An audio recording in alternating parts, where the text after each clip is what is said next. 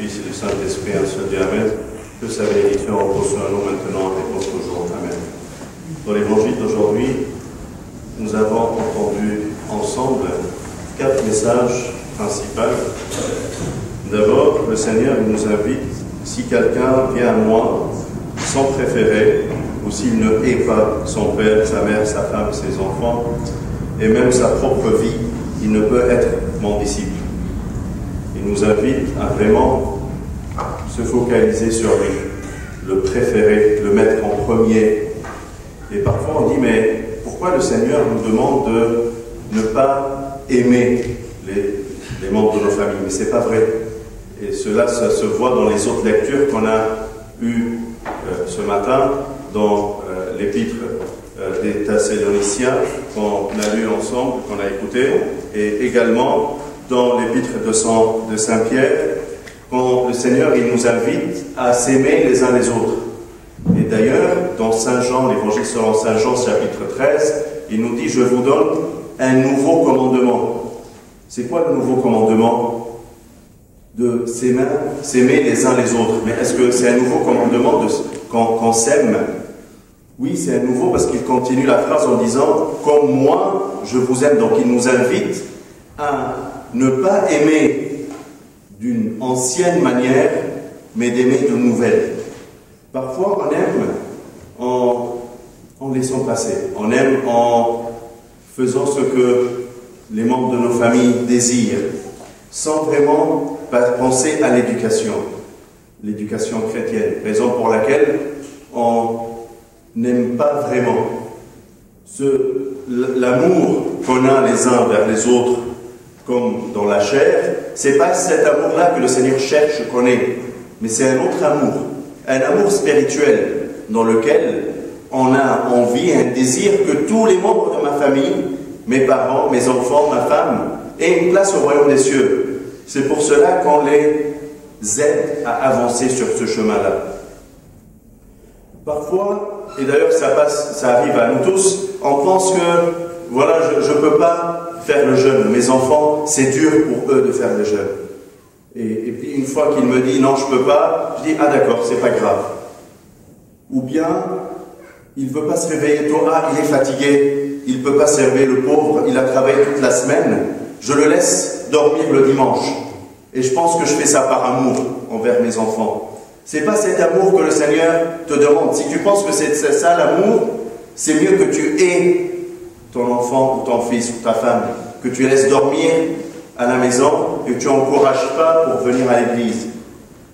Si tu vois que une personne de ta famille, ah, il est fatigué, je le laisse aujourd'hui, je fais la prière tout seul, ou c'est pas grave, je le laisse se reposer et je sors moi-même faire le service où j'aide quelqu'un et je dis, ah, c'est par amour que j'ai laissé un membre de ma famille se reposer parce qu'il est fatigué. Croyez-moi, c'est pas ça l'amour que le Seigneur cherche qu'on ait les uns vers les autres.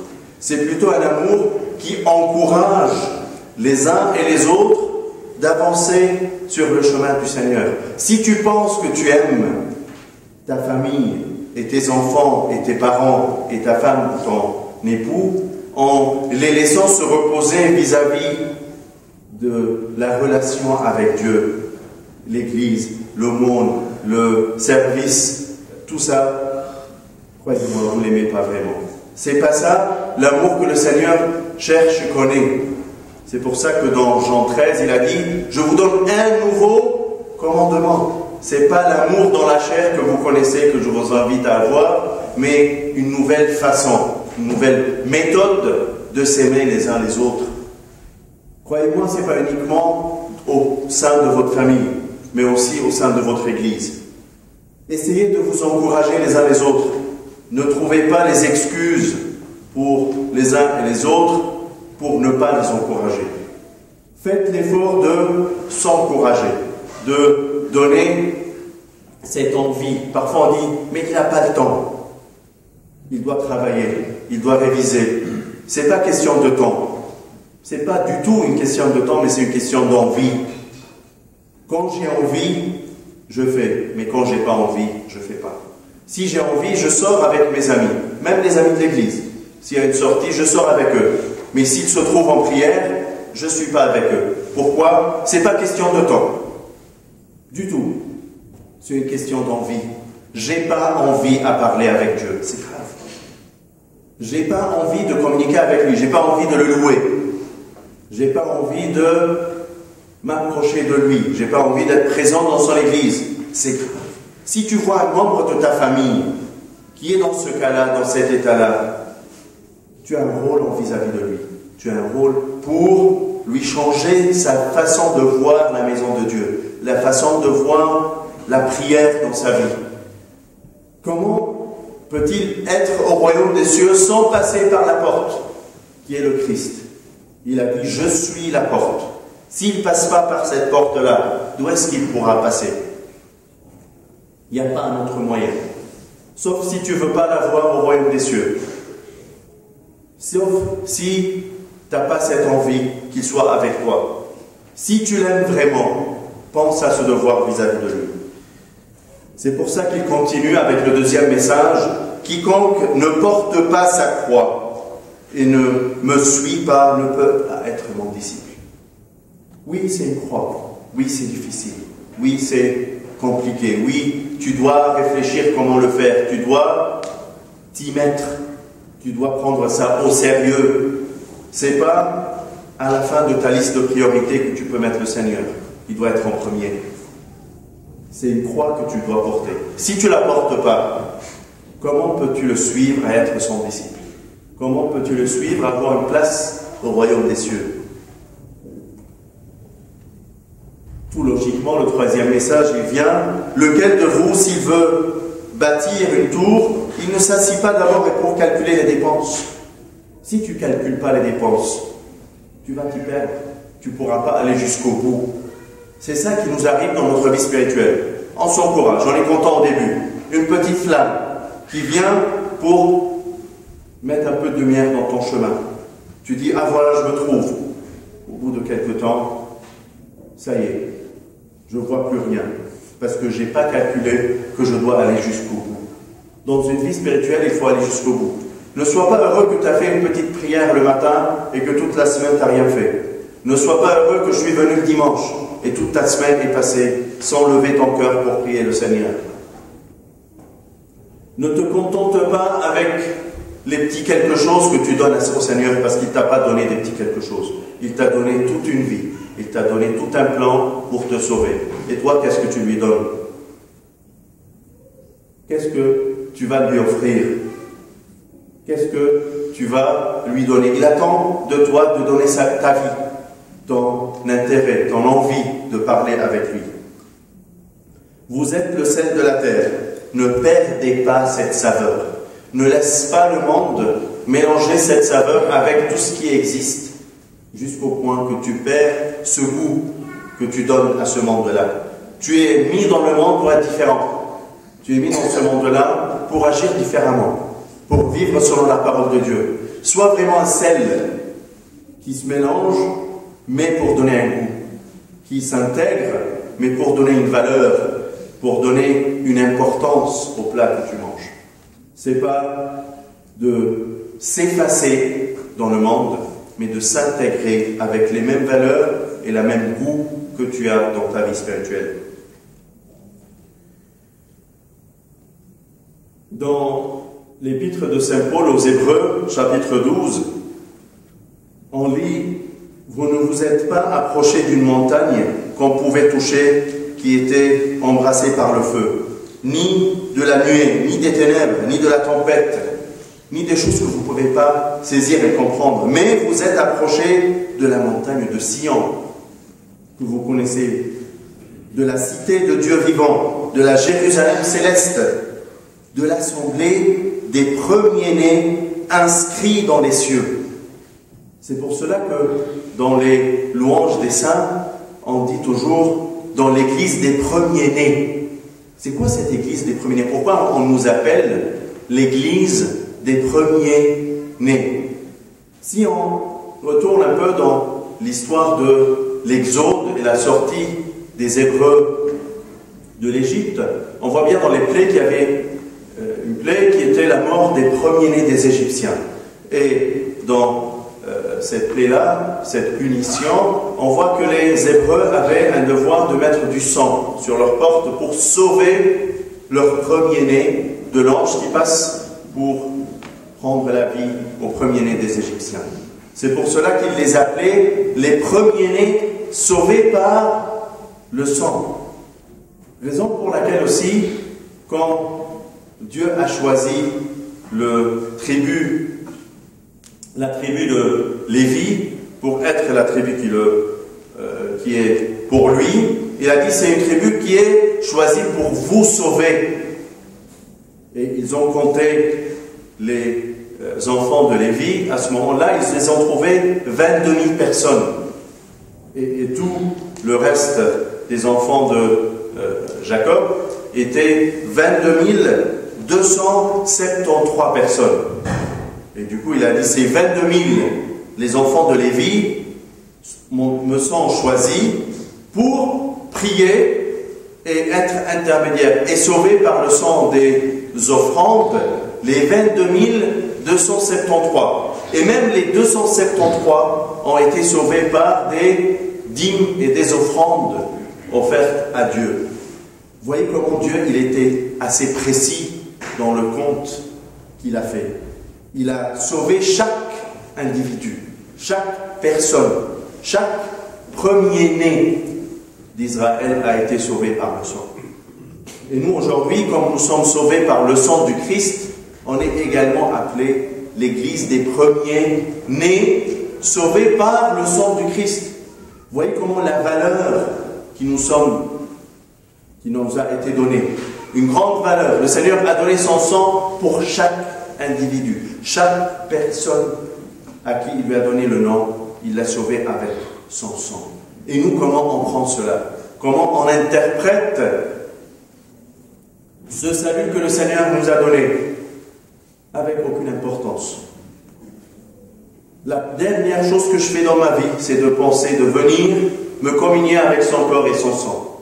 De me lever et me dire, voilà, je vais me lever pour faire une prière, pour louer le Seigneur dans mon foyer, dans ma chambre, dans ma vie personnelle. C'est la dernière priorité de notre vie. C'est la dernière chose que... Nous sommes préoccupés par tout ce qui est social. Même au sein de notre Église.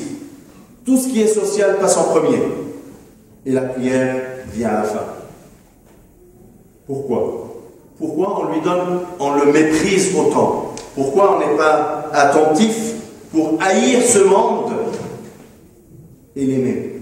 Qu'est-ce qui nous a donné ce monde? Est-ce qu'on pouvait être sauvé et avoir cette vie éternelle sans lui? On est attentif aux quelques années qu'on passe sur terre, les quelques temps qu'on passe. On passe combien de temps? Une centaine d'années? Mais l'éternité, elle est beaucoup plus grande que ça.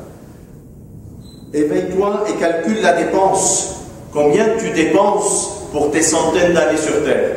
Et combien tu dépenses pour ta vie éternelle? Est-ce que tu portes ta croix et tu profites de ce temps-là que le Seigneur t'a donné sur terre pour avoir une place au royaume des cieux, ou tu laisses le temps passer? Il y a plein de choses. Il y a des activités que je dois faire le dimanche. Je dois aller faire du sport, je dois aller voir mes amis, je dois aller faire plein de choses dans ma vie. Et le Seigneur, il est où? Il est où dans ta priorité? Il est où dans ta vie? Il est où dans ta journée? Nous avons commencé le jeûne de l'Avent. Est-ce qu'on a donné une importance à nous préparer? C'est une période dans chaque année que l'Église nous donne pour se préparer, pour recevoir la parole du Seigneur par le jeûne et la prière.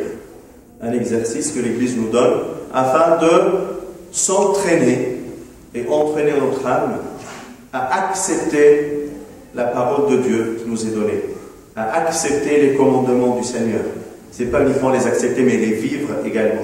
Chaque parole qui nous est dite n'est pas une parole uniquement pour être écoutée, mais pour être pratiquée et vécue. La parole du Seigneur est une vie, et vivifiante. Elle nous donne la vie. Elle n'est pas faite pour juste être écoutée, mais elle est faite pour être vécue. Est-ce que je me prépare pendant ce jeûne de l'Avent pour vivre la parole du Seigneur et je fouille dans les recoins de mon cœur pour voir qu'est-ce qui m'empêche de vivre ces paroles? Quelles sont les difficultés, les péchés, les envies, les convoitises, tout ce qui se cache dans ce petit cœur et qui m'empêche de vivre sa parole? Je mets devant le Seigneur, je lui dis, Seigneur, par cet exercice de jeûne, je veux m'améliorer, je veux vivre autrement. Je veux m'approcher de toi avec tout mon cœur. Je veux t'aimer de tout mon cœur pour t'offrir le peu que j'ai pour avoir cette vie éternelle. On est tous appelés aujourd'hui d'avoir ce discernement qui nous permet de bien faire le calcul de nos dépenses et savoir quelle part des choses est faite et quelle part n'est pas encore. النهارده باقي الحد الثالث من شهر الطول. انجيل معلمنا لوقا الاصحاح ال 14 بيقدم لنا 4 نقط اساسيين. اول نقطه: ان كان احد ياتي الي ولا يبغض اباه وامه وامراته واولاده كل اهل بيته حتى نفسه او حياته يعني فلا يقدر ان يكون لي تلميذا. احيانا بنسمع العباره دي وبنتخض نقول ايه ده؟ هل ربنا بيدعونا ان احنا ما نحبش بعض، ما يكونش عندنا محبه تجاه اولادنا وازواجنا واسرتنا؟ عشان كده الكنيسه لما بروح القدس تلاقي ان احنا بنقرا في رساله تسالونيكي النهارده وكمان في الكاثوليكون رساله معلمنا بطرس الاولى ايات بتذكرنا محبتنا لبعض. ينبغي لنا ان نشكر الله كل حين من جهتكم ايها الاخوه كما يحب لان ايمانكم ينمو كثيرا ومحبة كل واحد منكم بعضكم لبعضا تزداد. المشكلة مش في المحبة. وبرضك في الكاثوليكون في رسالة بطرس الأولى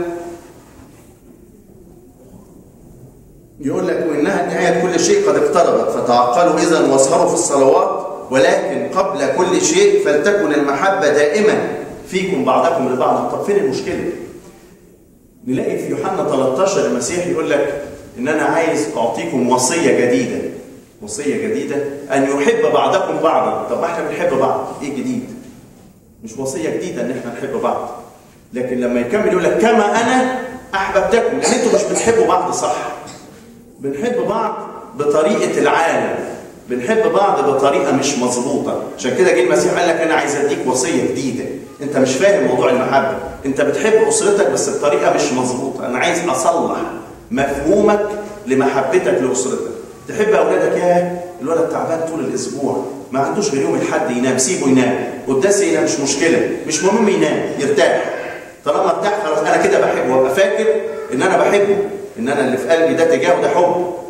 يجي مثلا وقت صلاة، طب لا مش مهم، خليه ينام ويرتاح، خليه يقعد يذاكر، خليه يعمل أي حاجة، مش مهم الصلاة. وتفتكر إن ده حب، إن أنت بتقدم له حب.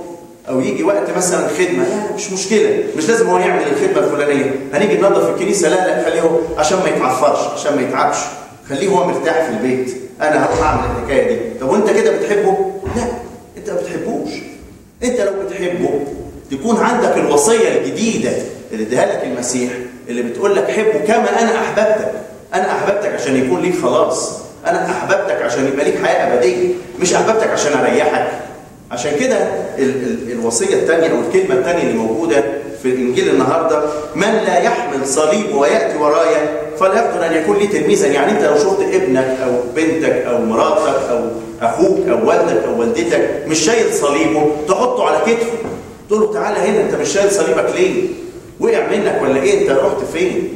اصحى كده وفكر واستوعب، أنت عندك حياة أبدية. ما تفكرش في الكام يوم اللي فاتوا منك، فكر في الحياة اللي قدامك. ما تنشغلش لازم يوم الحد اشوف صحابي ونخرج ونعمل رياضه ونعمل كذا ونروح الاكتيفيتي الفلانيه ونعمل وعندنا مش فاضيين للكلام ده. ما احنا رحنا الحد اللي فات. لا يا حبيبي، دي عايز استمراريه، مش كفايه. ده انت لو ابنك ذاكر مره تقول له مش كفايه راجع تاني، لكن تيجي في الكنيسه تقول له انا ما انت رحت الحد اللي فات مش مهم، ما تروحش الحد الجاي، ريح في البيت وتفتكر نفسك بتحب. لا، ما ينفعش. لازم يبقى عندك نفس الشغف لنجاح ابنك في حياته العملية، لنجاح ابنك في حياته الروحية. بقول لك لو لقيت الصليب وقع من على كتفه لازم تحطه انت بإيدك عليه تقول له ما توقعش ده تاني، خليه تاني على كتفك، ما تكسلش، ما تستهونش، ما تتهاونش في علاقتك مع ربنا، ما تتهاونش في محبتك لربنا، ما تبصش لربنا بشكل تاني. انا ما انساش والدي وهو يوم الاحد بيصحيني بالشد، عمره ما صحاني في وسط الاسبوع، ما كانش يصحيني غير يوم القداس. هو ده وظيفه الاب، وهي دي وظيفه الام، انها تشجع ولادها ان هم يصلوا، ان هم يكونوا اصلا بيصلوا في البيت عشان ولادهم بيصلوا. تلاقي الام والاب تلاقي كده مثلا ولاد بطلت تيجي او ريحوا شويه، تدور تلاقي الاب والام ناموا في الخط. اول ما يناموا في الخط تلاقي البيت كله شطر، خلاص انتهت الفكره، انتهى الموضوع. بتكلم مين؟ مش موجودين معانا، خلاص في حته ثانيه، انشغل، اتاخدوا بعيد. اصل العالم حلو جميل ما فيهوش صلبان، والمكان اللي ما فيهوش صلبان ما فيهوش خلاص، والمكان اللي ما فيهوش خلاص ما فيهوش حياه ابديه. يقول لك في النقطة الثالثة: من منكم وهو يريد أن يبني برجا لا يجلس أولا يحسب النفقة. مين بيدخل في مشروع من غير ما يعمل دراسة جدوى كده ويحسب ويشوف هكسب كام وهخسر كام؟ طب عندك 100 سنة على الأرض هتعمل فيهم إيه؟ طب والحياة الأبدية؟ هل استثمرت ال 100 سنة عشان تكسب الأبدية ولا ال 100 سنة استهلكوا؟ يعني واحد عنده رأس مال قعد يصرف منه لغاية ما بقى معهوش ولا مليم، استهلك رأس مال، خلاص ما حسبش النفقة. انت بتعمل كده، عندك 100 سنه استهلكتهم، كل يوم استهلكته، ما استثمرتش منه ولا دقيقه، ما عملتش ولا اي حساب توفير لبكره. بتعمل حسابات توفير لحياتك على الارض، لكن ما بتعملش حسابات توفيرك لحياتك في السماء. فين التوفير بقى؟ فين اللي وفرته في الوقت كل وقت انت بتقف ترفع قلبك فيه امام الله، كل دقيقه بتقضيها في الكنيسه، كل دقيقه انت بتقضيها مع ربنا، ده توفير. انت بتوفر الوقت ده لحياتك الابديه، وكل دقيقه انت ملهي احسب ان انت بتستهلك من راس مالك. راس مالك هم ال 100 سنه دول، هتعمل فيهم ايه؟ هتتعب فيهم قد ايه؟ هتكسب فيهم قد ايه؟ خلي بالك الوقت يعني كونوا مفتدين الوقت، لان الايام شريره. انتم ملح الارض فلا تتركوا الملح يفسد. في ملح كده تحطه في الاكل يديله طعم. انت موجود في العالم عشان تبقى مختلف، ما تبقاش زي العالم، تمشي زي هزيد في الزيت وامشي وسط النار الناس، وهنروح هنا في حفله كذا، في مش عارف فين، هنا في خروجه مع فلان، في كذا في كذا، ماشي في الرجلين. لا، انت موجود عشان تبقى مختلف، انت موجود عشان تدي طعم. لو الملح ده مش مختلف مش هيدي طعم للاكل. لو في تكوينه مش مختلف عن الخضار اللي انت بتحطه عليه مش هيديله طعم. انت لو انسان مسيحي مش مختلف عن العالم اللي حواليك هتديله طعم ازاي؟ هتدوب كده وزي قلتك، تحس ان انت مالكش وزن، مالكش قيمه في المجتمع اللي انت فيه. قيمتك في المجتمع بحياتك اللي انت بتعيشها مع المسيح. في رساله العبرانيين اصحاح 12 نلاقي بولس الرسول بيقول لنا حاجه جميله، بيقول لكم لانكم لم تاتوا الى جبل ملموس مضطرب بالنار او ضباب او ظلام او زوبعه، حاجه كده مش فاهمينها، لكنكم يعني او حتى منظر مخيف. كان بقيه الايات ان موسى لما بيشوف المناظر دي بيخاف، لكنك خلاص جيت امام جبل صهيون. لما كانوا ماشيين تايهين في الصحراء في سيناء مش فاهمين، يظهر لهم حاجات مش مستوعبينها، لكن خلاص احنا اتفقنا ان ده جبل صهيون وده المكان اللي هنعبد فيه الرب، خلاص فهمنا.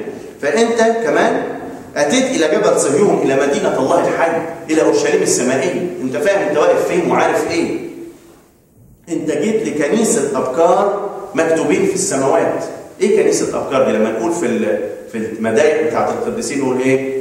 في كنيسه الابكار في مجمع الحضار قائم بكل وقار بنيوت افا كيرلس او افا انطونيوس القديسين. ايه حكايه كنيسه الابكار دي؟ من البدايه لما تفكر في الخروج بتاع ارض مصر تلاقي ان ابكار اسرائيل افتدت في لما الملاك المهلك عبر ليقتل الابكار بتاعه شعب مصر في الضربات العشر.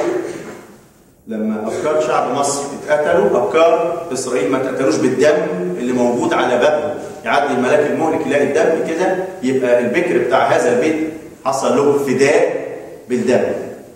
ونفس الموقف لما جه رب المجد اختار سبط لاوي ان يكون سبط مدعو لخدمته. عدوه لقوهم 22,000 وعدوا بيت اسرائيل لقوهم 22,273. ده في عدد 3 سفر العدد الاصحاح الثالث. فجه ربنا قال لهم خلاص انا هختار لاوي علشان افتدي بيه باقي شعب اسرائيل. هيقدم هو لاوي ده الذبايح الدمويه اللي تفدي شعب اسرائيل. بحاسبهم بالنفر، وجم ال 273 دول قال انا هفتديهم طيب بايه؟ بتبرعات، بعشوركم، بفلوس. انا حاسب نفر هتدوهم علشان يجيبوا ذبايح ويجيبوا حاجات. يبقى كده انا اخترت الافراد ومعاهم الذبائح، يبقى كده انا افتديتكم واحد بالنفر بالعدد. المسيح لما طلع على الصليب كان عادد البشريه كلها. كل نقطه دم نزلت من المسيح افتديتك انت شخصيا. كل واحد مننا له ثمن، له وزن عند ربنا، له فداء خاص بيه.